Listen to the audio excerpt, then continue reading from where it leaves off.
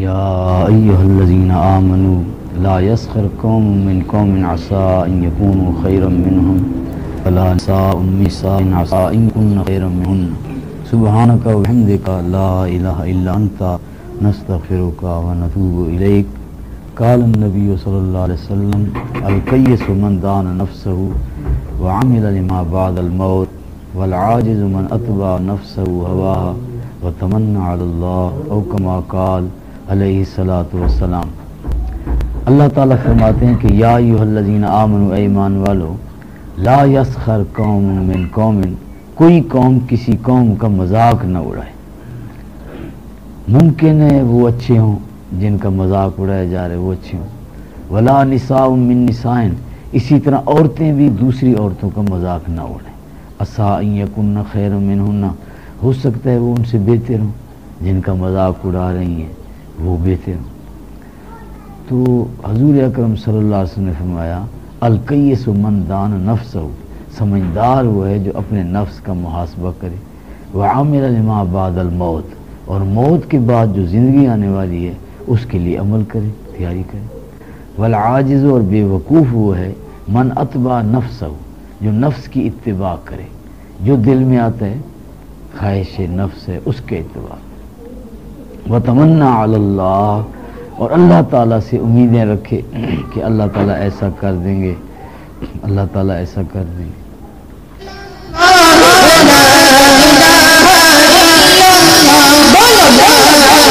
اپنے آپ کو اچھا سمجھتے ہیں. مثال بھئی ہمارے پاس دولت زیادہ ہے، یا ہماری زمین زیادہ ہے، یا ہماری تعلیم زیادہ ہے، یا ہم زیادہ سمجھدار ہیں، یا ہم زیادہ خوبصورت ہیں، یا لوگوں میں ہماری زیادہ عزت ہے. کسی وجہ سے اپنے آپ کو اچھا سمجھنا اور دوسرے کو گھٹیا سمجھنا. تو حضور صلی اللہ علیہ وسلم نے فرمایا کہ آدمی کے برا ہونے کے لیے یہی کافی ہے کہ دوسرے کو گھٹیا سمجھے. اور جو فخر کرتا ہے، تکبر کرتا ہے، میرا اعلیٰ خاندان ہے، میں بڑا امیر آدمی ہوں، میں بڑا یہ، تو حضور صلی اللہ علیہ وسلم نے فرمایا کہ لا يدخل الجنہ من کان فی قلبہ مثقال ذرۃ من کبر، کہ جس کے دل میں ذرے کے برابر بھی تکبر ہوگا وہ جنت میں نہیں جائے گا. اب صحابی نے عرض کیا یا رسول اللہ صلی اللہ علیہ وسلم، ایک آدمی کہتا ہے کہ میرا جو ہے جوتا اچھا ہو اور میرا کپڑا اچھا ہو، تو یہ بھی تکبر ہے؟ آپ نے فرمایا نہیں، اللہ جمیل و یحب الجمال، اللہ خوبصورت ہے، خوبصورت چیز کو پسند کرتا ہے، یہ منع نہیں ہے. تکبر یہ ہے کہ باطل الحق و غمت الناس، کہ حق کا انکار کرنا، لوگوں کو حقیر سمجھنا. ان کو کہو نا بھی یہ اللہ کا حکم ہے کہ بھی دوسرے کا حق واپس کرنا چاہیے، کہتے ٹھیک ہے اللہ کا حکم، میری مرضی. ہماری یہ قوم ہے، ہماری ضد ہوتی ہے، وہ مشہور ہوتی ہے. بھی جب قرآن آ گیا، حضور صلی اللہ علیہ وسلم کی حدیث آ گئی، تو ہم اپنی ضد، اپنی قوم، اپنا یہ سب چھوڑ دینا چاہیے. جو اللہ کی بات آ گئی بس ختم. جو حضور صلی اللہ علیہ وسلم کی بات آ گئی تو ہم اپنی ضد چھوڑ دینی چاہیے. تو یہ جو ہے نا دوسرے کو حقیر سمجھنا اور حق کا انکار کرنا، دوسرے کو گھٹیا سمجھنا، اپنے آپ کو اچھا سمجھنا. حضور صلی اللہ علیہ وسلم نے فرمایا جو اپنے آپ کو اچھا نہیں سمجھتا، اپنی نظر میں اپنے آپ کو گرا دیتا ہے، وہ اللہ کی نظر میں بلند ہو جاتا ہے. اور جو اپنی نظر میں بلند ہو جاتا ہے وہ اللہ کی نظر میں گر جاتا ہے. تو اچھا بندہ وہ ہے کہ جو اپنے آپ کو اچھا نہ سمجھے، اور جو اپنے آپ کو کہے کہ بھئی میں گناہگار ہوں، میں برا آدمی ہوں، اللہ بس مجھے ہدایت دے دے، میں اچھا کر دے. تو یہ عاجزی ہے. تو یہ عاجزی اللہ کو پسند ہے، حضور صلی اللہ علیہ وسلم کو پسند ہے. حضور صلی اللہ علیہ وسلم خود فرماتے ہیں کہ انا سید ولد آدم، میں آدم علیہ السلام کی تمام اولاد کا سردار ہوں. سید کہتے ہیں سردار. ولا فخر، یہ فخر نہیں ہے. سمجھیے نا کیا مقصد ہے کہ یہ اللہ کی مہربانی ہے کہ اس نے مجھے یہ سارے نبیوں کا سردار بنا دیا، ساری مخلوقات کا سردار بنا دیا، رحمت للعالمین بنا دیا. تو یہ اللہ کی مہربانی ہے. یہ میرا کوئی ذاتی نہیں کہ میں فخر کروں. اور آپ بتاؤ ہمارے پاس جو کچھ ہے کوئی اپنا ہے؟ اللہ نے دیا ہے. اگر عزت دی ہے تو کس نے دی ہے؟ ذاتی تو کوئی چیز ہماری ہے ہی نہیں. ہم جو کچھ ہمارے پاس ہے اللہ کہتے ہیں وَمَا بِكُم مِّن نِعْمَةٍ فَمِنَ اللَّهِ، تمہارے پاس جو بھی نعمت ہے وہ تو اللہ کی، اللہ نے دی ہے تمہیں. تو اصل کے اندر ہم سب کا خالق جو ہے وہ اللہ تعالیٰ ہے. اللہ قرآن میں فرماتا ہے اَفَمَن يَخْلُقُ كَمَن لَّا يَخْلُقُ، یہ پیدا کرنے والا نہ پیدا کرنے والا برابر ہو گیا.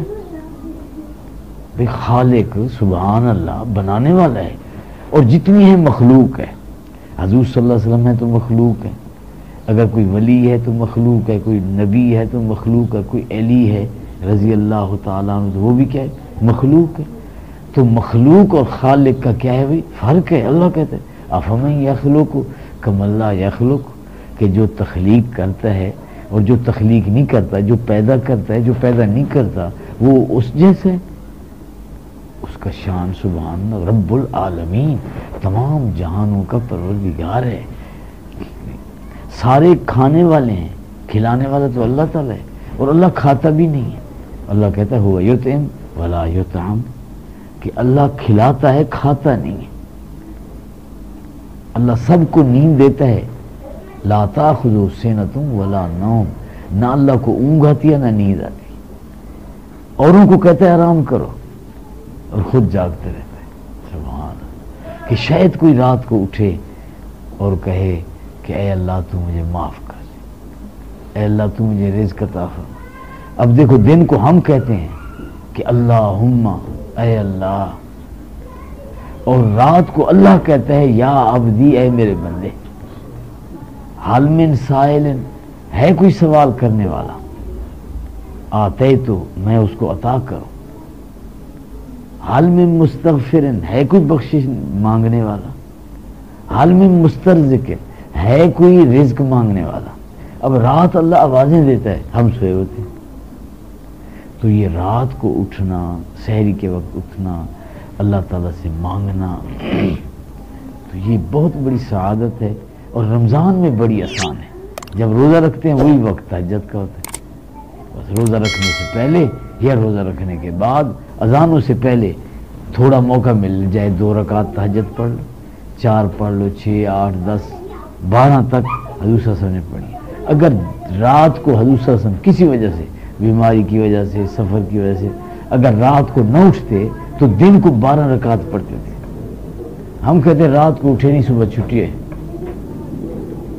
نہیں، صبح پڑھو، حضور صلی اللہ علیہ وسلم کی سنت ہے. اگر کبھی نہ موقع ملے کوئی بات نہیں، اگر کوئی موقع مل جائے تو ہمیں پڑھنا چاہیے کہ حضور صلی اللہ علیہ وسلم دن کو پڑھ لیتے تھے. کتنے رکعت؟ 12.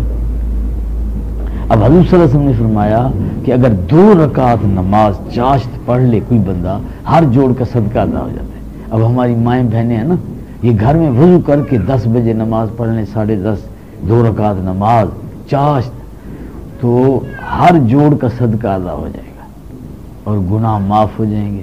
اور حضور صلی اللہ علیہ وسلم نے فرمایا اگر 4 رکعت پڑھ لے کوئی بندہ چاشت کی نماز، یہ 10:30 بجے 10 بجے، اللہ بڑے بڑے کام اس کے اپنے ذمہ لے لیتے ہیں.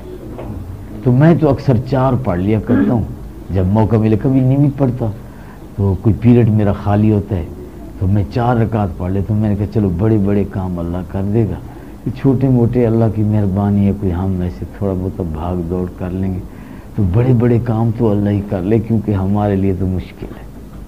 تو میرے بھائیو دوستو کتنی بڑی بات ہے کہ حضور صلی اللہ علیہ وسلم نے فرمایا کہ 4 رکعت 2 کر کے پڑھنی ہوتی ہے. جو نفلیں ہوتی ہیں نا وہ کٹھی نہیں ہوتی، 2 کر کے. اگر 4 بھی پڑھیں تو کتنے پڑھیں گے؟ 2 کر کے. تو 4 رکعت نماز جو پڑھے گا تو حضور صلی اللہ علیہ وسلم نے فرمایا اس کے بڑے بڑے کام کون لے گا اپنے ذمہ؟ اللہ، میں تو مزے ہو گئے. دیکھو تو ہماری مائیں بہنیں گھر میں پڑھ سکتی ہیں کہ نہیں؟ بڑا آسان ہے. اور جو ہمارے بھائی ہیں اپنے دکان پر رکھ لے مصلی، اور جناب والا جب ٹائم ہو نماز پڑھ لے، دکان میں بھی برکت ہے جی. اور دیکھو کتنی بڑی بات ہے کہ بڑے بڑے کام ہی اللہ کے ذمہ. اب آپ کا کوئی کام افسر ذمہ لے لے، ذمہ دار ذمہ لے لے، کوئی ناظم لے لے، کوئی ممبر لے لے، تو آپ کہتے جی اس نے کہہ دیا وہ تو اس کے ذمہ ہے جی، اس کا تو میں. آپ بتاؤ جو اللہ ذمہ لے لے تو یہ کتنی بڑی بات ہے۔ پھر حضور صلی اللہ علیہ وسلم نے فرمایا جو 8 رکعت چاشت پڑھ لے تو اللہ اس کو قانتین میں سے لکھ دے۔ قانت کہتے ہیں فرما بردار کو، فرما بردار۔ اور جو آدمی یعنی کہ 10 رکعت نماز پڑھ لے، 12 رکعت پڑھ لے، اللہ تعالیٰ اس کا جنت میں جو ہے نا محل بنا دیتے۔ میرے بھائی دوستو، چلو اور زیادہ نہیں تو 2 ہی پڑھ لے، 4 پڑھ لے، پڑھ سکتے۔ اور اگر ہماری مائیں بہنیں فجر کی نماز پڑھ کر، مقصد ہے کہ اللہ کا ذکر کریں، درود شریف پڑھیں، قرآن پاک کی تلاوت کریں، اور سورج نکلنے پر 2 رکعت نماز پڑھیں تو اس کو کہتے ہیں اشراق کی نماز۔ تو حضور صلی اللہ علیہ وسلم نے فرمایا جو فجر کی نماز پڑھ کر بیٹھے رہتے ہیں نا، یہ تھوڑی دیر میں زیادہ کمائی کرنے والے۔ اب جتنے ہمارے دوست ہیں نا، یہ فجر کی نماز پڑھ کر بیٹھتے نہیں، اور فجر کی نماز پڑھی فوراً اٹھ جاتے ہیں۔ بھئی کہیں ملاقات کرنے جاؤ تو بیٹھنا پڑتا ہے، پھر ملاقات ہوتی ہے۔ اگر جاؤ تو پھر آ جاؤ تو پھر ملاقات تو نہیں ہوتی، سمجھ گیا؟ پھر نماز پڑھ کر ذرا بیٹھ جائیں کہ ہم نے اللہ سے ملنا ہے، اللہ تعالیٰ کو اپنے حال سنانا ہے، اللہ کو اپنی باتیں بتانی ہے، ہم پریشان ہیں، اب کہاں جائیں؟ اللہ کے علاوہ کوئی ہے ہی نہیں، پیدا کرنے والا بھی اللہ ہے، اور ہماری مصیبتیں دور کرنے والا بھی اللہ، اور شفا دینے والا بھی اللہ، تنگی دور کرنے والا اللہ، برکت ڈالنے والا اللہ، عزت دینے والا اللہ، سب کام اللہ کے ہیں۔ وَإِن مِّن شَيْءٍ إِلَّا عِندَنَا خَزَائِنُهُ وَلِلَّهِ خَزَائِنُ السَّمَاوَاتِ وَالْأَرْضِ، سب خزانے ہیں ہی اللہ کے پاس۔ تو اس لیے ہم سارے جتنی ہماری مائیں بہنیں آئی ہیں، آپ بیٹھے ہیں، یہ ارادہ کرو کہ فجر کی نماز پڑھ کر نہ ہم بیٹھیں گے، کیونکہ جب بیٹھیں گے تو پھر انشاءاللہ کچھ ملے گا۔ جب پابندی کریں گے، کوئی بھی کام ہو اس کی ہم پابندی کریں گے نا، پھر فائدہ ظاہر ہوتا ہے۔ کہتے ہیں نا اس نے چلا کاٹا ہوا ہے، سمجھ گئے نا؟ ہاں، وہ چلا یہی ہوتا ہے کہ بھی پابندی ہے۔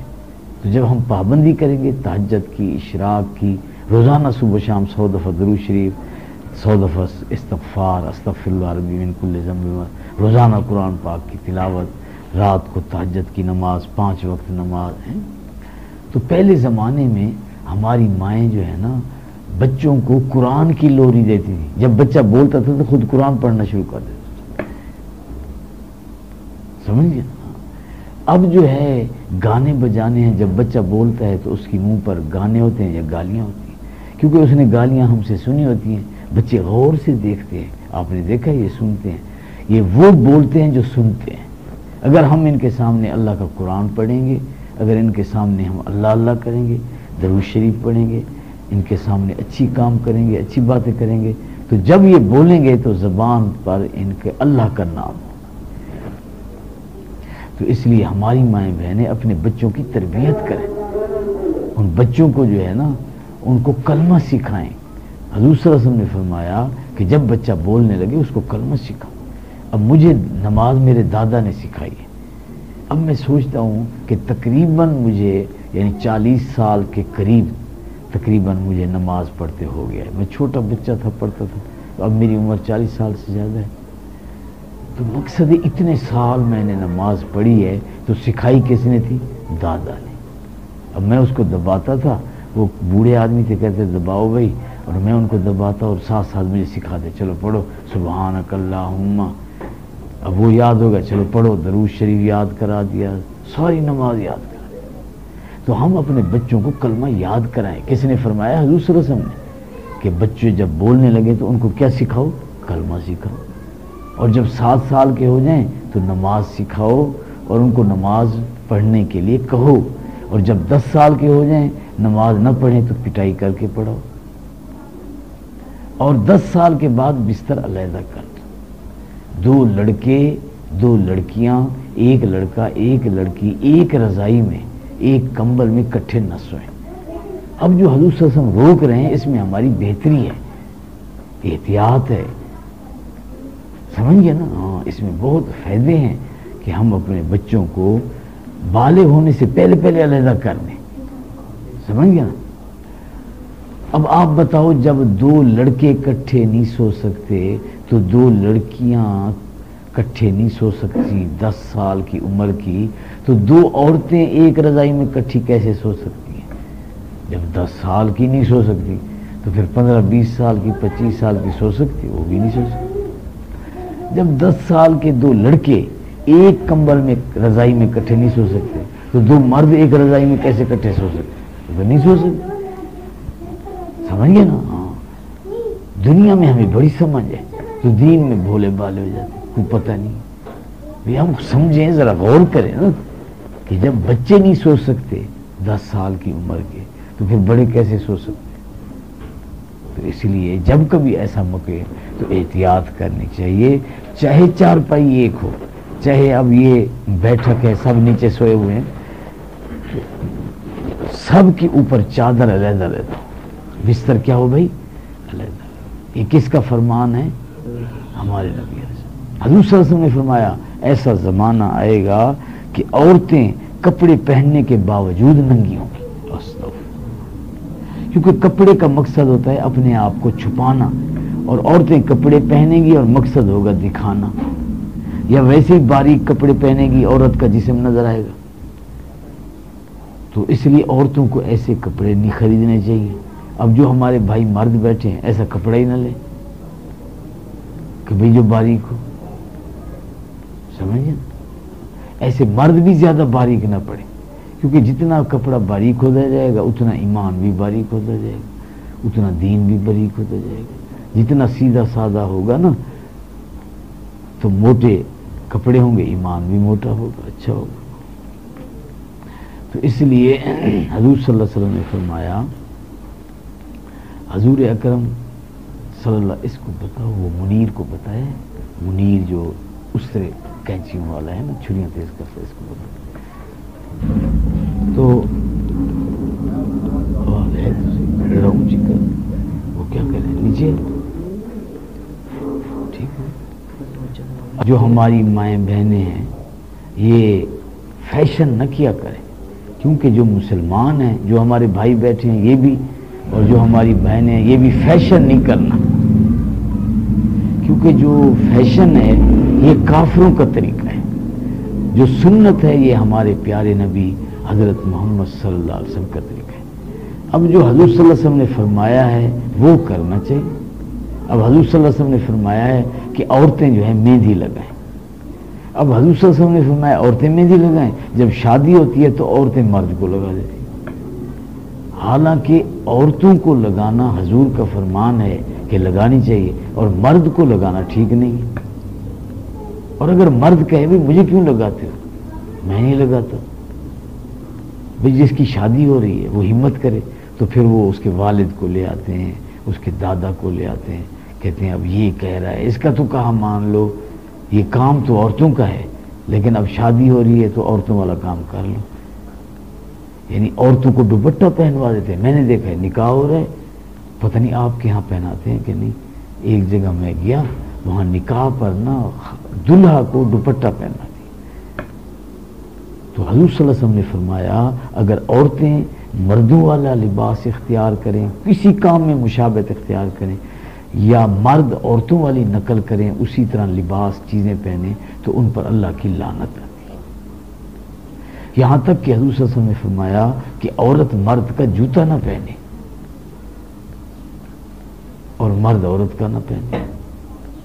عورتوں کی مردوں کی آپس میں مشابہت نہیں ہونی چاہیے. عورتوں کے لباس کیسے ہیں، ان کے رنگ کپڑوں کے کیسے ہیں، مرد کا جو ہے سادہ کپڑا ہوتا ہے. تو یہ خیال کرنا چاہیے کہ یہ جو فیشن ہے یہ کافروں کی اسلام کے خلاف ایک سازش ہے.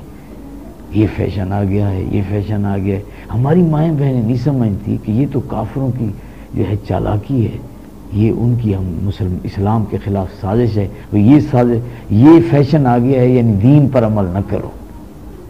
یہ فیشن آ گیا ہے کہ یہ عورتیں جو ہیں اپنے کرتے کی آستینیں جو ہیں نا وہ چھوٹی بنا لیں، بس کندھے سے ذرا آگے ہوں، فیشن آ گیا ہے. اور حضور صلی اللہ علیہ وسلم فرما رہے ہیں کہ عورت پردہ کرے.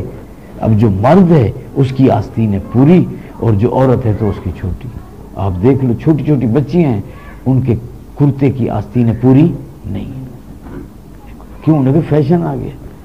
شکر ہے کہ ناک کاٹنے کا فیشن نہیں آیا، اگر یہ آ جاتا فیشن آ گیا جی کاٹو، بس انہوں نے فیشن پر ہی چلنا ہے، یہ نہیں دیکھنا بھی اللہ تعالیٰ کا کیا حکم ہے، حضور صلی اللہ علیہ وسلم کا کیا فرمان ہے۔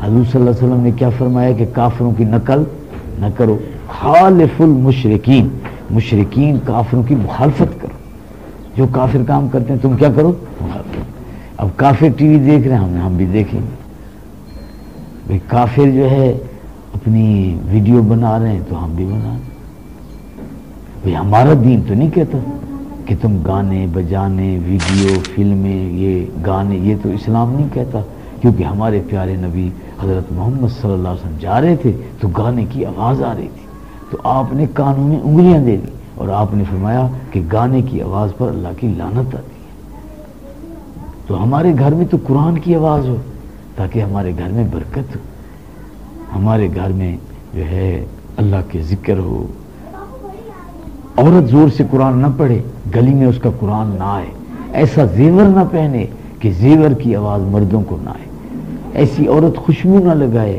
کہ جو عورتوں کی خوشبو مردوں کو نہ آئے۔ حضور صلی اللہ علیہ وسلم نے فرمایا عورت ایسی خوشبو لگائے جس کی خوشبو دھیمی ہو، رنگ تیز ہو، مرد وہ خوشبو لگائے جس کی خوشبو تیز ہو اور رنگ جو ہے پھیکا ہو۔ حضور صلی اللہ علیہ وسلم نے ہر بات بتائی ہے کہ عورتیں ایسی خوشبو نہ لگائیں کہ جب وہ گزریں تو مردوں کو خوشبو آئے اور وہ دیکھیں گے کون عورت جا رہی ہے، کیا عطر لگایا ہوا ہے، بڑی اچھی خوشبو ہے۔ حضور صلی اللہ علیہ وسلم نے فرمایا اگر عورت اس طرح تیز خوشبو لگا کے مردوں سے گزرتی ہے اور مردوں کو اس کی خوشبو آتی ہے تو یہ عورت زنا کی دعوت دینے والی ہے۔ تو اس لیے ہماری ماؤں بہنوں کو آج تک جو ہو گیا اللہ معاف کرے کہ انہوں نے ہاتھ کے ناخن پر مہندی، حضور صلی اللہ علیہ وسلم نے فرمایا ہاتھ کے ناخنوں پر کیا لگائے، مہندی، اور انہوں نے کیا لگا لی، ناخن پالش۔ اب وضو کیا تو وضو نہ ہوا، نماز پڑھی تو نماز نہ ہوئی۔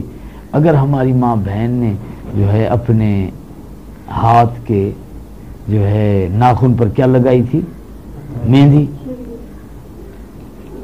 تو اب مہندی جو لگائی تو وہ تو ہے جائز، حضور صلی اللہ علیہ وسلم کا فرمان ہے کہ عورتیں اپنے ہاتھ کے ناخن پر کیا لگائیں، مہندی۔ لیکن اگر لگا لی ناخن پالش تو اس کے بعد انسان ہے، فوتگی ہوگی، تو اب غسل دینے والی عورتوں نے اس کے ہاتھ کے ناخن سے مہندی جو ہے وہ ناخن پالش نہ اتاری۔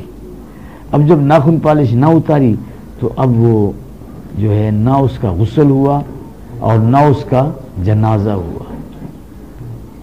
تو اس لیے ہماری مائیں بہنیں آئندہ کیا کریں بھائی، احتیاط کریں کہ وہ ناخن پالش نہ لگائیں، تو کیا لگائیں، مہندی۔ حضور صلی اللہ علیہ وسلم نے فرمایا کہ عورتیں جو ہیں اپنے ہاتھ پر بھی کیا لگائیں، مہندی، اور ہاتھ کے ناخن پر بھی کیا لگائیں، مہندی لگائیں۔ تو اس لیے ساری ہماری مائیں بہنیں بھی سب بھائی ہم توبہ کریں، یا ایھا الذین آمنوا توبوا الی اللہ، اے ایمان والو سارے کیا کرو، توبہ کرو۔ کس کی طرف، اللہ کی طرف، توبۃ نصوحا، پکی توبہ کرو۔ آج تک جو غلطی ہوگی اللہ معاف کرے، آئندہ ہم فیشن پر نہیں چلیں گے، آئندہ ہم رسموں پر نہیں چلیں گے، آئندہ ہم رواجوں پر نہیں چلیں گے، آئندہ ہم قرآن کے مطابق چلیں گے اور حضور صلی اللہ علیہ وسلم کے فرمان کے مطابق چلیں گے۔ کوئی مہینہ آ جائے، کوئی دن آ جائے، کوئی رات آ جائے تو ہم یہ دیکھیں اس مہینے میں حضور صلی اللہ علیہ وسلم کیا کرتے تھے۔ دیکھو رمضان شریف میں حضور صلی اللہ علیہ وسلم روزے رکھتے تھے، تراویحیں پڑھتے تھے۔ ہم روزے اور تراویحیں ایسے کرتے ہیں کہ کیوں کرتے ہیں، حضور صلی اللہ علیہ وسلم نے فرمایا۔ اب آپ بتاؤ ربیع الاول میں حضور صلی اللہ علیہ وسلم نے یہ کیا ہے جو ہم کر رہے ہیں، یہ تو نہیں کیا۔ تو ہمیں سوچنا چاہیے کہ جب حضور صلی اللہ علیہ وسلم نے ربیع الاول کا مہینہ آیا اور حضور صلی اللہ علیہ وسلم نے ایسا نہ کیا تو پھر ہم ایسا نہ کریں۔ ہم یہ نہ کہیں کہ بھی لوگ جو کر رہے ہیں، تو میں کئی ملکوں میں گیا ہوں، وہاں ربیع الاول آیا، وہاں محرم آیا ہے، تو مجھے پاکستان بڑا یاد ہے کیونکہ وہاں یہ رواج ہی نہیں ہے. جو رواج ہوتا ہے وہ ہر جگہ نہیں ہوتا، جو دین ہوتا ہے وہ ہر جگہ ہوتا ہے. اب میں مسجد نبی میں بیٹھا تھا تو اذان اللہ اکبر سے شروع ہو رہی تھی. مکے میں بیٹھا تھا حرم میں بیت اللہ میں تو اذان کہاں سے شروع ہو رہی تھی؟ اللہ اکبر. بنگلہ دیش میں بیٹھا تھا تو اذان کہاں سے؟ اللہ اکبر. اگر نیپال میں بیٹھا تھا کھٹمنڈو جو دارالخلافہ ہے تو وہاں پر اذان میں نے سنی تو اللہ اکبر سے شروع ہو رہی تھی. اگر کرغستان جو روس کے ریاست تھی پہلے تو وہاں میں بیٹھا ہوا تھا تو اذان اللہ اکبر سے شروع ہو رہی تھی. تو پاکستان بڑا یاد آتا تھا کہ یہاں بڑی رونق ہوتی ہے، اذان سے پہلے پتہ نہیں کیا کیا پڑھتے. تو یہ رسمیں اور رواج ہر جگہ نہیں ہوتے، دین ہر جگہ ہوتا ہے. دین کیا ہوتا ہے؟ ہر جگہ ہوتا ہے. اس لیے ہم جو بھی کام کریں دین کو دیکھیں. اب محرم آتا ہے تو حضور صلی اللہ علیہ وسلم نے کیا رکھا تھا؟ روزہ. کیا رکھا تھا؟ روزہ رکھا تھا. تو 10 محرم کو کیا رکھنا چاہیے بھائی؟ روزہ. تو اس لیے حضور صلی اللہ علیہ وسلم نے فرمایا کہ اگر میں آئندہ سال زندہ رہا تو پھر میں کیا کروں گا کہ ایک روزہ اور رکھوں گا، یعنی 9 کا یا 11 کا. سمجھ گئے نا؟ 10 کا تو ویسے بھی حضور صلی اللہ علیہ وسلم رکھتے تھے. بیمار ہے ذرا. جتنے ہمارے بھائی ہیں، جتنی ہماری بہنیں ہیں، سارے بھائی ارادہ کرو کہ آئندہ ہم جو بھی کام کریں گے اللہ تعالیٰ کے حکم کے مطابق کریں گے. ٹھیک ہے؟ اور حضور اکرم صلی اللہ علیہ وسلم کے طریقے کے مطابق کریں گے. اب دیکھو کوئی مشکل پیش آ جائے نا تو اللہ تعالیٰ نے فرمایا ہے یا ایھا الذین آمنوا استعینوا بالصبر والصلاۃ، اے ایمان والو مدد حاصل کرو صبر کے ساتھ اور نماز کے ساتھ. اب کوئی مشکل آ جائے تو اللہ کی عبادت کرو، نماز پڑھو اور دعا کس سے مانگو؟ اللہ تعالیٰ سے. تو اب ہمیں مشکل آتی ہے تو ہم حساب کرانے چلے جاتے ہیں. حضور صلی اللہ علیہ وسلم نے فرمایا جو حساب کرانے جاتا ہے تو 40 دن کی عبادت ضائع ہو جاتی ہے. اور حساب کرانے والے ہمارے رشتہ داروں میں لڑائیاں کرا دیتے ہیں. انہوں نے کہ تمہارے رشتہ دار نے کیا ہے، کوئی کہتے تیری بیوی نے کیا ہے، اب میاں بیوی میں لڑائی شروع ہو گئی. اور انہوں نے کہ تیرے ہمسائے نے کیا ہے، حالانکہ یہ ہمارے گناہوں کی وجہ سے ہوتا ہے. یہ جو مصیبت آتی ہے ما اصاب من مصیبت بما کسبت ایدیکم، اللہ کہتے تم پر جو مصیبت آتی ہے وہ تمہارے ہاتھوں کی کمائی ہے. وَيَعْفُو عَنْ كَثِيرٍ، اللہ تو بہت معاف کر دیتا ہے. تو اب مصیبت آئی گناہوں کی وجہ سے اور نام ہم نے کس کا لگا دیا؟ رشتہ دار. انہوں نے رشتہ داروں کی وجہ سے نا یہ سارا. صلی اللہ علیہ وسلم اکیلے ہیں تو اس نے تلوار اٹھائی اور کہنے لگا مَن یمنعک منی، مجھ سے آپ کو کون بچائے گا؟ تو حضور صلی اللہ علیہ وسلم نے فرمایا اللہ اللہ اللہ. دیکھو 3 مرات، 3 دفعہ حضور صلی اللہ علیہ وسلم نے کیا فرمایا؟ اللہ. تو اس لیے جب بھی مصیبت تو کس کو پکاریں گے؟ اللہ. اب مصیبت میں اللہ کو پکارنا کس کی سنت ہے؟ حضور صلی اللہ علیہ وسلم کی. حضور صلی اللہ علیہ وسلم لیٹے ہوئے ہیں، کافر آتا ہے تلوار اٹھاتا ہے، کہتے ہیں آپ کو کون بچائے گا؟ تو حضور صلی اللہ علیہ وسلم کی زبان پر کس کا نام ہے؟ اللہ. تو اس سے معلوم ہوا کہ مصیبتوں کے اندر، پریشانیوں کے اندر، ضرورتوں اور حاجتوں کے اندر کس کو پکارنا چاہیے؟ اللہ تعالیٰ کو پکارنا چاہیے. کیونکہ جب خود نبی اللہ کو پکار رہے ہیں، جب ولی اللہ کو پکار رہے ہیں، جب صحابہ کرام، آل رسول، اصحاب رسول سب کس کو پکارتے ہیں؟ اللہ تعالیٰ. حضور صلی اللہ علیہ وسلم کی دعا ہے قرآن میں رب زدنی علما، اے اللہ میرا علم زیادہ فرما. اب دیکھو حضور صلی اللہ علیہ وسلم کس سے کہہ رہے ہیں؟ اللہ تعالیٰ سے. تو ہمیں بھی کس کو کہنا چاہیے؟ اللہ تعالیٰ. اب ہم اگر کسی اور سے مانگیں گے تو اللہ ناراض ہوگا. اب دیکھو کہ ہمارے گھر میں کوئی مہمان آئے اور ہمارے ہمسایوں کو کہے کہ میں ادھر ان کے ہاں آیا ہوا ہوں تو میری روٹی کا، چائے کا کوئی آپ خیال کرنا، تو وہ ناراض ہوں گے، کہیں گے بھئی یہ کیسی بات ہے کہ تم جو ہے ہمارے گھر آئے ہو اور دوسروں کو کہتے ہو کہ ہمارا خیال کرنا، یہ تو ٹھیک نہیں ہے. اب آپ بتاؤ کہ ہم اللہ کو چھوڑ کر اس کی مخلوق جو خود محتاج ہے، مخلوق ساری اللہ کی محتاج ہے، اللہ کسی کا محتاج نہیں ہے۔ اب ہم مسجد میں جا کر بھی غیر اللہ سے مانگیں اور ان کو اللہ کے علاوہ اوروں کو کہیں کہ بھی آپ ہمارا جائے، کوئی پریشانی آ جائے تو 2 رکعت نماز پڑھیں صلاۃ الحاجت کی، اور سبحان ربی الاعلیٰ کے بعد 40 دفعہ آیت کریمہ پڑھیں، لا الہ الا انت سبحانک انی کنت من الظالمین۔ تو 4 سجدے ہیں، تو 2 رکعت نماز ہے، تو ہر سجدے میں 40 دفعہ کیا پڑھیں گے؟ آیت کریمہ لا الہ الا انت سبحانک انی کنت من الظالمین۔ پھر سلام پھیریں گے نا، پھر دعا کریں گے۔ حضور صلی اللہ علیہ وسلم نے فرمایا جو بھی دعا کرو نا اللہ قبول کر لے گا۔ تو مجھے ایک آدمی نے بتایا میں 1 دفعہ پڑھتا ہوں کام نہیں ہوتا، 2 دفعہ پڑھتا ہوں، آخر 3 دفعہ پڑھتے سے میرا کام اللہ کر دیتا ہے۔ کام بنانے والا کون ہے؟ اللہ تعالیٰ ہے۔ تو اس لیے کوئی مشکل پیش آ جائے تو 2 رکعت کیا پڑھیں گے؟ نماز، اور ہر سجدے میں سبحان ربی الاعلیٰ کے بعد کیا پڑھیں گے؟ آیت کریمہ لا الہ الا انت سبحانک انی کنت من الظالمین۔ اور سلام پھیر کر پھر کیا پڑھیں گے؟ الحمد شریف، پھر کیا پڑھیں گے؟ درود شریف، پھر اس کے بعد کیا مانگیں گے؟ دعا، پھر آخر میں پھر درود شریف پڑھیں گے۔ اب جب بچے کی پیدائش ہوتی ہے نا تو مشکل پیش آتی ہے، پریشانی ہوتی ہے، تو ہمارے جو گھر دوست ہیں وہ ہسپتال چلے جاتے ہیں۔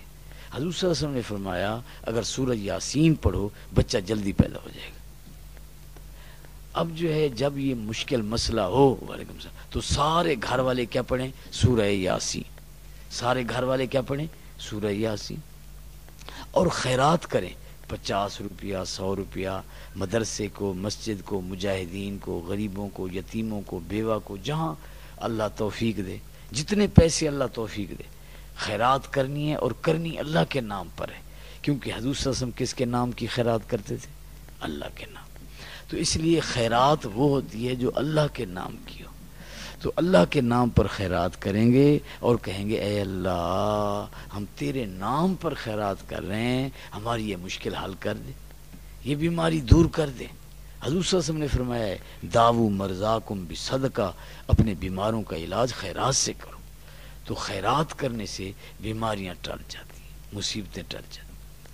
تو اب ایک تو جب بچے کی پیدائش ہو تو سارے گھر والے کیا پڑھیں؟ سورہ یاسین، دوسرا کیا پڑھیں؟ صلاۃ الحاجت جو بتائی ہے، اور تیسرا کیا کریں گے؟ خیرات۔ تو آپ کے محلے کے قریبی محلہ ہے، ہمارے دوست رہتے ہیں، تو مجھے انہوں نے کہا کہ ہمیں بڑی پریشانی ہوتی ہے جب بچے کی پیدائش ہوتی ہے، تو میں نے ان کو یہ 3 کام بتائے، تو مجھے ملے کچھ عرصے کے بعد، کہنے لگے اس دفعہ تو بڑی آسانی ہوگی، ڈاکٹروں کے پاس جانا ہی نہیں پڑا، گھر میں اللہ نے بچہ پیدا کر دیا۔ آپ بتاؤ بکری کا بچہ بغیر آپریشن کے اللہ کرتا ہے کہ نہیں؟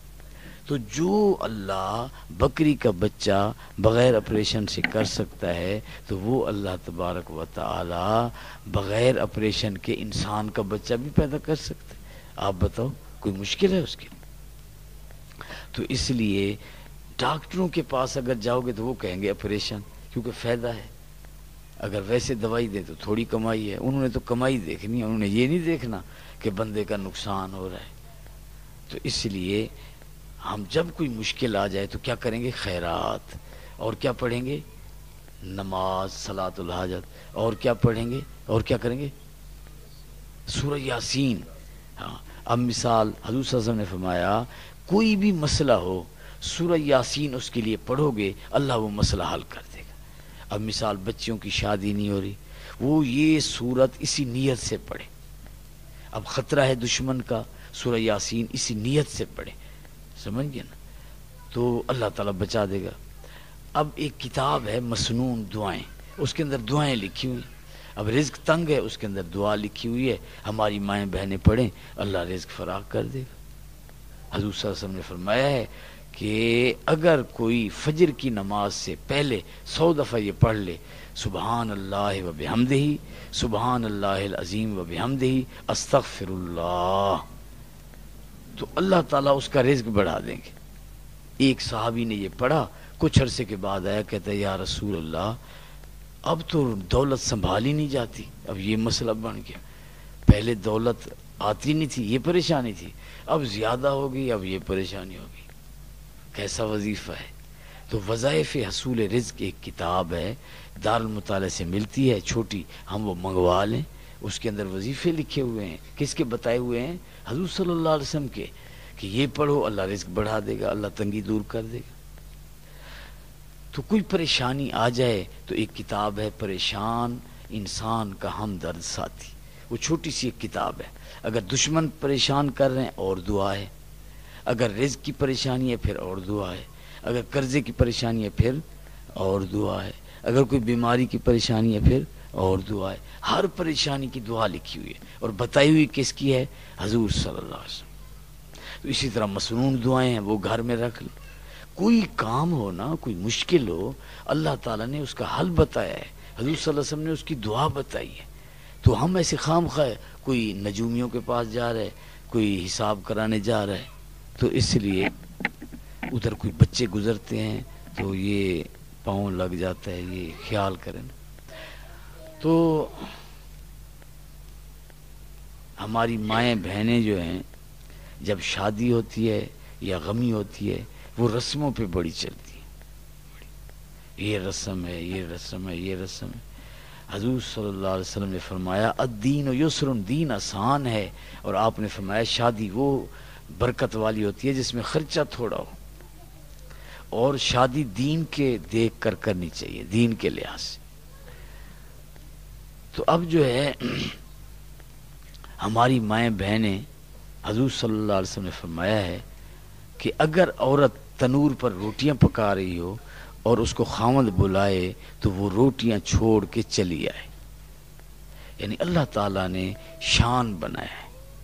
حضور صلی اللہ علیہ وسلم نے فرمایا اگر خاوند راضی ہو اور اسی حالت میں عورت کی موت آ جائے تو جس عورت سے خاوند راضی ہوگا اللہ اس کو جنت بھیج دے گا. اب حضور صلی اللہ علیہ وسلم نے فرمایا عورت میں 3 خوبیاں ہونی چاہیے. اگر مرد دیکھے تو خوش ہو جائے، اور اگر مرد کوئی بات کرے تو عورت مانے، بیوی مانے. اگر خاوند گھر نہیں ہے تو عورت اپنی شرمگاہ کی حفاظت کرے. اب عورت میک اپ کس لیے کرتی ہے؟ لوگوں کے لیے. جب بازار جانا ہوگا تو بناؤ سنگار، جب شادی پر جائے گی ہماری بہن تو بناؤ سنگار کرے گی، جب سفر پر جائے گی رشتہ داروں کے ہاں جائے گی اچھے کپڑے بناؤ سنگار. اور جس کا حق ہے خاوند اس کو دکھانا تھا اپنا بناؤ سنگار، اس گھر میں میلی کچیری رہتی ہے.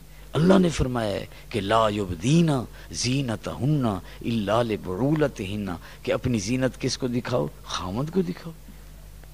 تو اس لیے ہماری مائیں بہنیں اگر کہیں جائیں تو سادگی سے جائیں. اگر بناؤ سنگار کرنا ہے تو کہاں کریں؟ گھر میں. حضور صلی اللہ علیہ وسلم نے فرمایا عورت کی بہترین نماز وہ ہے جو گھر کے صحن کی بجائے کمرے میں پڑھے، یعنی گھر میں بھی چھپ کر پڑھے. اب آپ بتاؤ جب گھر میں نماز بھی چھپ کر پڑھے تو بازاروں میں جانا کیسے ہوگا اور میلے پر جانا کیسے ہوگا؟ حضور صلی اللہ علیہ وسلم نے فرمایا جو عورت قبرستان جاتی ہے اس پر اللہ کی لعنت آتی ہے. اور جتنی دیر عورت خاوند کی اجازت کے بغیر بہر رہتی ہے اتنا دیر اللہ کی لعنت میں رہتی ہے. اب کئی عورتیں گھر بیٹھ جاتی ہیں، کہتی ہیں ہم خاوند کے ہاں نہیں جاتی.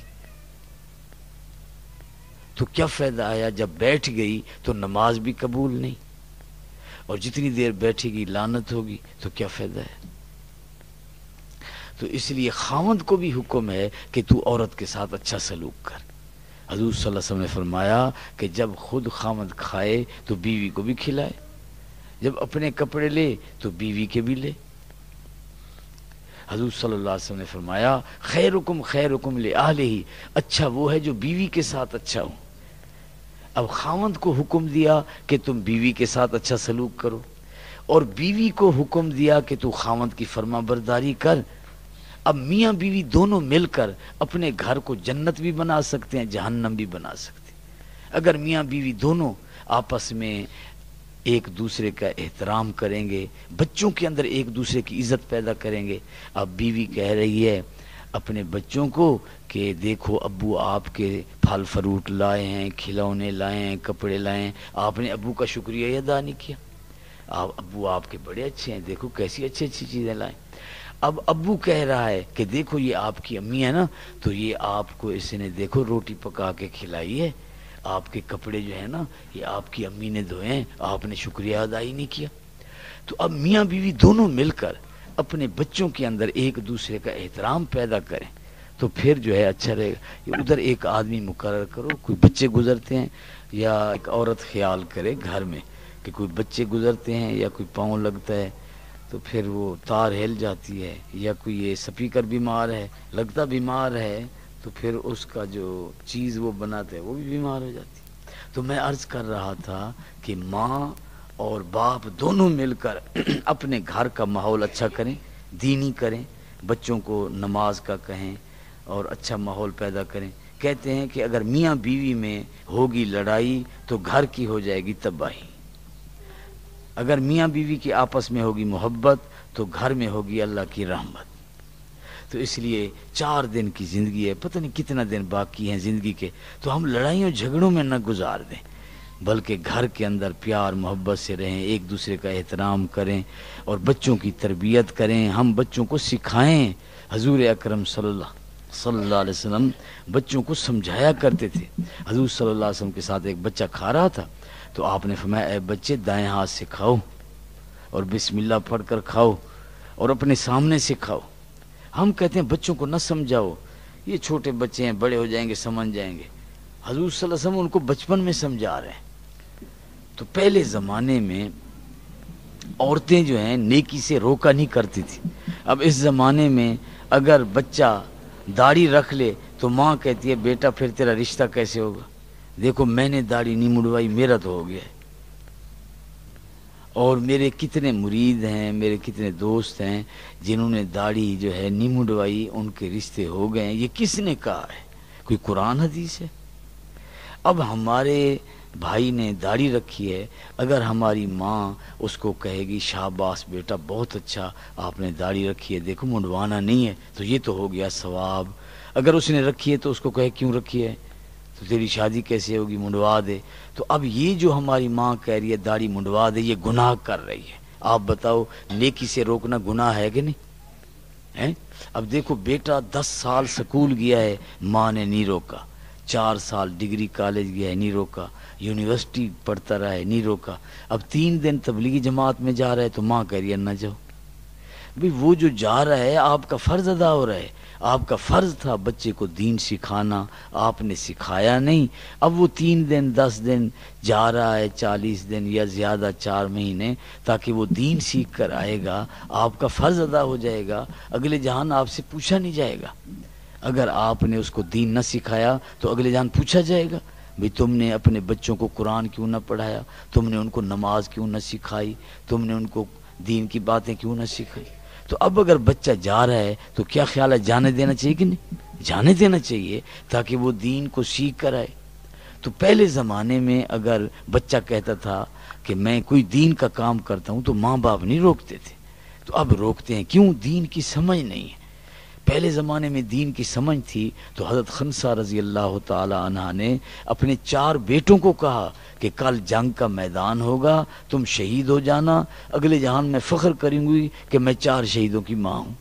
اب ماں کہتی ہے بیٹا تم جہاد پر جاؤ گے تو پھر تم مر جاؤ گے تو گھر بچ جائے گا، موت کا وقت مقرر ہے، اسی وقت موت آئے گی، چاہے میدان جنگ ہو یا گھر ہو۔ یہ بات نہیں ہے کہ بھئی وہاں جانے سے جلدی مر جائے گا، نہیں، جو اس کا وقت ہے اللہ تعالیٰ قرآن میں فرماتے ہیں اذا جاء اجلہم لا یستاخرون ساعۃ ولا یستقدمون، جب کسی کی موت کا وقت آتا ہے تو ایک گھڑی بھی آگے پیچھے نہیں ہو سکتی۔ تو اس لیے اگر کوئی بیماری ہو تو حضور صلی اللہ علیہ وسلم نے فرمایا صبح صبح جو 3 دفعہ مہینے میں شہد کھا لے وہ بیمار ہی نہیں ہوگا۔ تو اور حضور صلی اللہ علیہ وسلم نے فرمایا ہے کہ اگر بارش کا پانی ہو اور کوئی بیمار آدمی ہو اور 7 دن اس کو پلایا جائے، 70 دفعہ سورۃ فاتحہ، 70 دفعہ قرآن پاک کی آخری 3 سورتیں قل هو اللہ احد، قل اعوذ برب الفلق، قل اعوذ برب الناس، یعنی کل 4 سورتیں 70 دفعہ پڑھ کر بارش کے پانی پر دم کر کے 7 دن جو پیے گا، حضور صلی اللہ علیہ وسلم نے فرمایا کہ مجھے قسم ہے کہ اللہ بیمار کی ہڈیوں سے بیماری نکال دے گا۔ مجھے ایک آدمی نے بتایا کہ میں نے آپ کا بیان سنا، تو جب بارش ہوئی تو میں نے بڑا برتن رکھ دیا صحن میں، تو اس کے اندر آ گیا بارش کا پانی، میں نے بوتل میں ڈال کر ڈھکن بند کر دیا، پھر 70 دفعہ میں نے پڑھا سورت فاتحہ کو، اور 70 دفعہ سورت قل هو اللہ احد، اور 70 دفعہ قل اعوذ برب الفلق، اور 70 دفعہ قل اعوذ برب الناس، اور 7 دن میں نے وہ پانی پیا، اللہ نے مجھے شفا دے دی۔ اب شفا دینے والا کون ہے؟ اللہ تعالیٰ ہے۔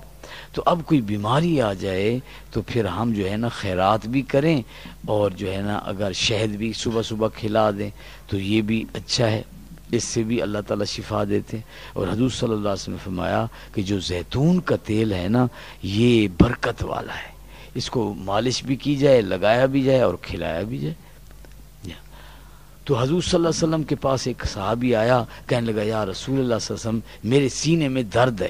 آپ نے فرمایا تجھے دل کی تکلیف ہے تو اجوا کھجوریں کھا، اجوا کھجوریں تو کھا۔ حضور صلی اللہ علیہ وسلم نے فرمایا ہے جو 7 دانے اجوا کھجور کے صبح صبح کھا لے اس دن نہ جادو کا اس پر اثر ہوگا نہ زہر کا اثر ہوگا۔ اور اجوا کھجور کی جو گٹھلیاں ہیں، اور جو آدمی اس کو پیس لے اور کیپسول بنا لے، تو ایک بزرگ نے کہا ہے کہ ایک آدمی کو دل کی تکلیف تھی، اب میں نے اس کو کہا کہ بھئی یہ اجوا کھجور کی جو گٹھلیاں ہیں نا وہ کوٹ کر اس کی باریک کر کے کیپسول بنا کے تم کھاؤ۔ اس نے کہا میں نے کھایا، اللہ نے شفا دے دی۔ اور حضور صلی اللہ علیہ وسلم کے زمانے میں یہ کھجوریں کھائی جاتی تھی، بلکہ جانوروں تک کو کھلائی جاتی تھی۔ تو اس لیے حضور صلی اللہ علیہ وسلم نے فرمایا کدو جو ہے غمگین دل کا علاج ہے، غمگین دل کا کیا ہے؟ علاج ہے۔ اور ہم جو گھی کھاتے ہیں اس کے اندر جو ہے کیمیکل اور گیس گزاری جاتی ہے جس کی وجہ سے یہ تیل جم جاتا ہے، پھر یہ اسی طرح انسان کے اندر بھی جم جاتا ہے اور رگوں کے اندر اس طرح جم جاتا ہے، پھر خون کا دباؤ ہو جاتا ہے، یہ بیماریاں ہو جاتی ہیں۔ اگر زیتون کا تیل کھایا جائے یا ویسے کوئی اور تیل کھایا جائے تو پھر اللہ تبارک و تعالیٰ ان بیماریوں سے بچا دیتے ہیں۔ تو زیتون کا تیل کیا ہے بھئی؟ برکت والا ہے۔ کس نے فرمایا ہے؟ حضور اکرم صلی اللہ علیہ وسلم۔ تو اس لیے ہماری مائیں بہنیں اپنے بچوں کو حافظ بنائیں، اگر حافظ بنائیں گی تو وہ 10 آدمیوں کو کہاں لے جائے گا؟ جنت میں۔ جس نے اپنے بیٹے کو حافظ بنا دیا سمجھو اللہ تعالیٰ کی اس کی بخشش کا اس نے سامان کر لیا، کیونکہ اب حافظ ہو جائے گا بچہ تو کتنے آدمیوں کو لے جائے گا؟ 10 آدمی کو۔ اب شیطان دشمن ہے تو وہ کہتا ہے کہ یہ کیا ادھر پڑھا رہے ہو، ادھر نہ پڑھاؤ تاکہ اگلے جہان ان کی بخشش کا ذریعہ نہ ہو۔ شیطان تو دشمن ہے۔ تو اس لیے ہم اپنے بچوں کو دین کی تعلیم دیں، اور ہم کہتے ہیں ہم نے بی اے کرا ہے، ہم نے ایم اے کرا ہے، وہ ادب نہیں کرتے، اتنی تعلیم دی ہے۔ وہ تعلیم تو قرآن حدیث کی ہے، یہ ایم اے بی اے کیا تعلیم ہے؟ تعلیم تو وہ ہے جو حضور اکرم صلی اللہ علیہ وسلم نے فرمایا ہے یا اللہ تعالیٰ نے فرمایا ہے۔ اصل تعلیم کیا ہے بھی؟ وہ ہے۔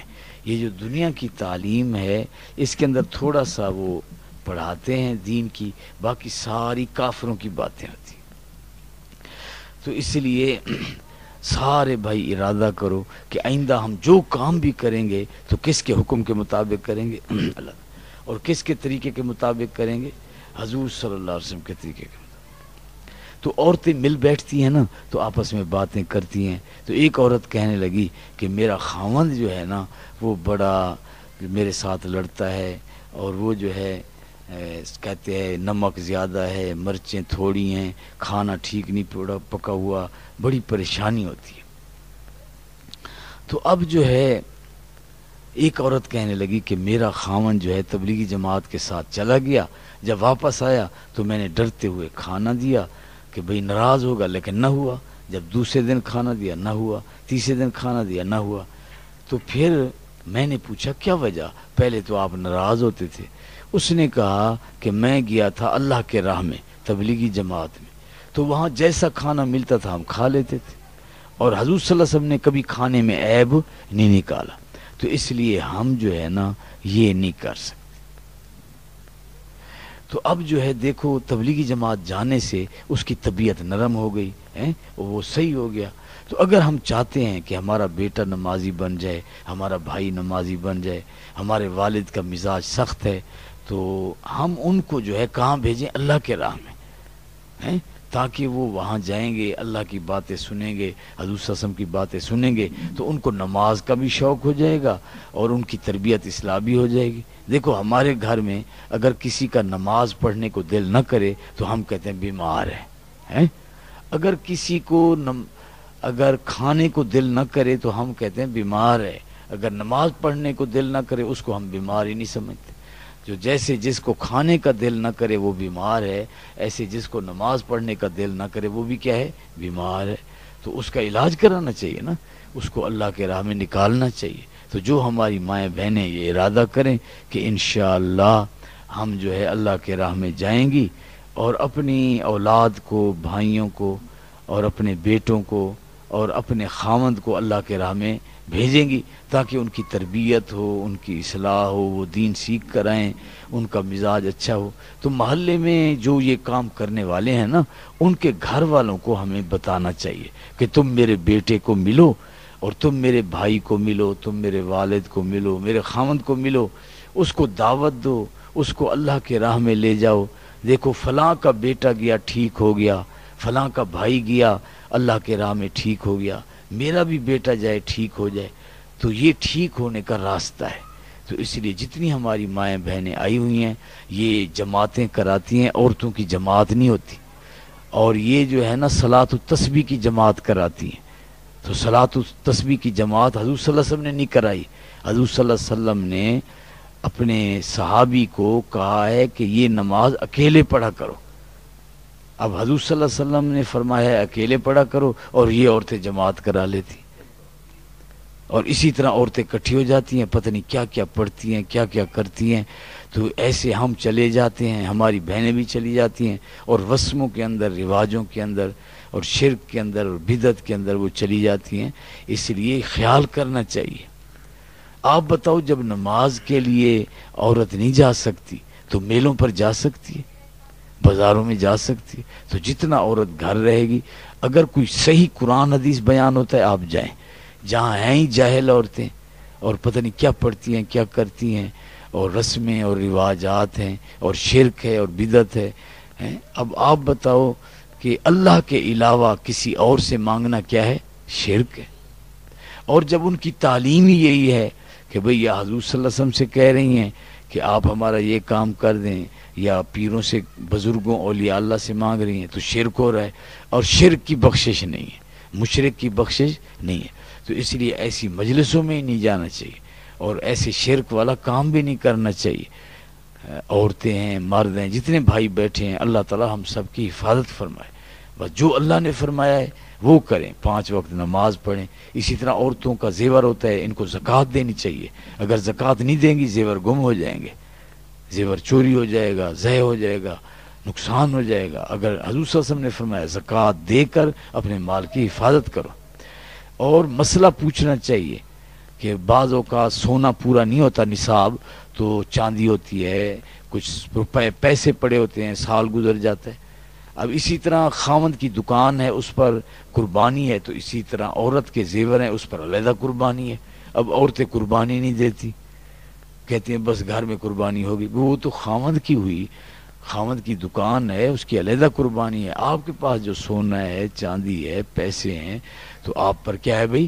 علیحدہ قربانی ہے۔ تو اب خاوند یہ اور بیوی بھی اپنے کوئی پیسے خاوند دیتا رہتا ہے، تو اس میں سے علیحدہ وہ بھی کر سکتی۔ تو اس طرح دین کی باتیں پوچھنی چاہیے۔ اب دوسرے کے گھروں سے نا، ہمارے گھر میں چاول آتے ہیں، سالن آتا ہے، کوئی کھیر آتی ہے، کوئی چیزیں آتی ہیں، تو ہم برتنوں کو استعمال کرتے رہتے ہیں۔ سامعین، یہ پروگرام یا تو ہم واپس کر آپ دیں کی یا رکھ خدمت دیں، میں استعمال نہ کریں۔ القمر اسلامی کیونکہ کیسٹ دوسروں کے اینڈ برتن سی ڈی ہاؤس استعمال کرنا بالمقابل حرام ہے۔ الائٹ انہوں نے بینک کس لیے نزد راجہ چوک یہ چیز منڈی حاصل پور ضلع بہاولپور کی طرف سے پیش کیا جا رہا ہے۔